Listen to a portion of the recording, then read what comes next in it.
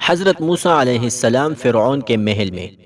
جب صندوق حضرت موسیٰ علیہ السلام کو لیے دریا میں تیرتا ہوا فرعون کے محل کے سامنے پہنچا تو فرعون کے لوگوں نے اسے نکال کر فرعون اور ملکہ کے سامنے پیش کیا۔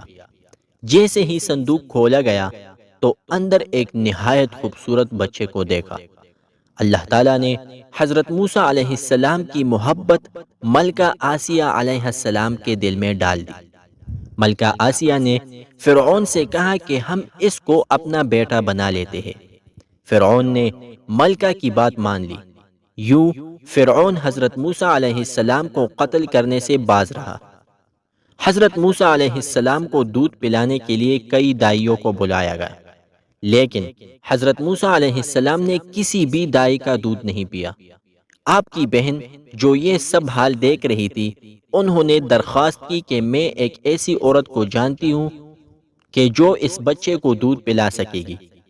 آسیہ علیہ السلام کو بچے کے بارے میں بہت فکر تھی، چنانچہ حضرت موسیٰ علیہ السلام کی بہن کی درخواست قبول کر لی گئی۔ حضرت موسیٰ علیہ السلام کی بہن اپنی والدہ کو لے کر محل آ گئی۔ جب حضرت موسیٰ علیہ السلام کی والدہ نے انہیں دودھ پلانا شروع کیا تو حضرت موسیٰ علیہ السلام دودھ پینے لگے۔ یہ دیکھ کر ملکہ کو اطمینان ہو گیا۔ یوں حضرت موسیٰ علیہ السلام کی والدہ آپ کو دودھ پلانے پر مقرر کر دی گئی۔ اس طرح اللہ تعالیٰ نے آپ کو ان کی والدہ کی گود میں دوبارہ پہنچا کر آپ کی پرورش کا اہتمام فرما دیا۔ پھر حضرت موسیٰ علیہ السلام جوان ہو گئے۔